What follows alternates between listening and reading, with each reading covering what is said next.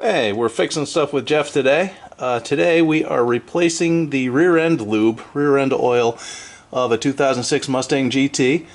I got my supplies, I got a new gasket, I got a beer, a couple quarts of 75W140. It says it takes just over 2 quarts and I do have 3, as well as a 4-ounce friction modifier. It does say the capacity for this thing is the full 4-ounce, so I'll put that in first and top it off with the oil until it's full. I've got the car already jacked up on stands. I got my drop pan, I got my 13mm wrench to take it all off, and there's the rear diff itself. So I'm going to take all of those 13mm bolts off and I'll be back when I do. Okay, I have all of the bolts out. That was pretty quick. I drained it all out. As soon as you take the bolts out, it may drain. Sometimes you have to get a little screwdriver under the cover and just pry it up a little bit. But you have to be careful as you're prying it not to bend any of the flange of the cover. For me, it wasn't a problem. I took off the bolts and it fell right off. Now I have to scrape off the old gasket, make sure it's a nice flush, clean mating surface for the new gasket. Then we'll put the cover back on, and I'll be back. You know, everybody, every once in a while the stars just aligned. I have my razor blade. I was gonna scrape off the gasket nice and clean, and this is the easiest gasket I have ever had come off of anything. Look at that. It's one piece, no scraping.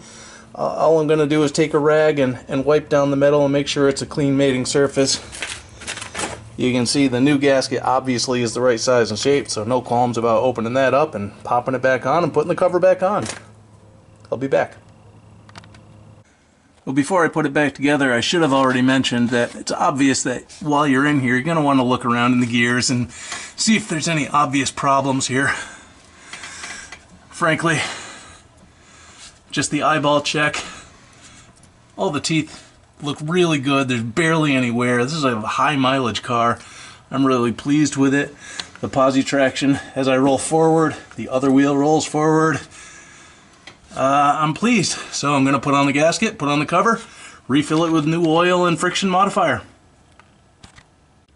Well, I put the cover back on with the new gasket.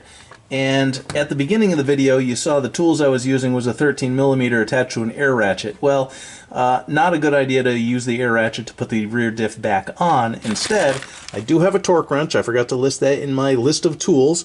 I also need to get another beer.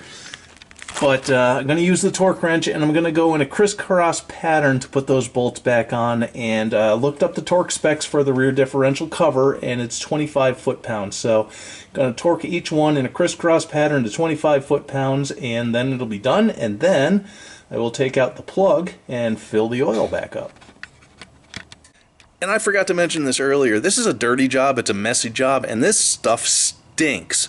But it's worth it. It's a pretty easy job. It's just messy and stinky. Okay, now I'm in the forward section of the differential, and the plug I mentioned a moment ago is right there. You take that out with a regular size socket wrench with no socket. It just fits right in there, and back that out, and then we'll fill it up.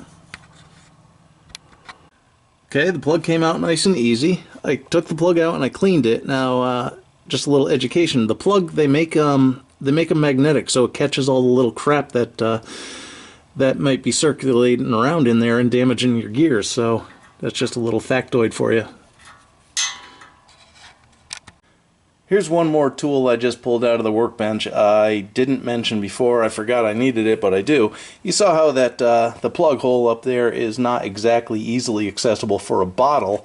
Well, this here, cheap, you can get them anywhere at any auto parts store.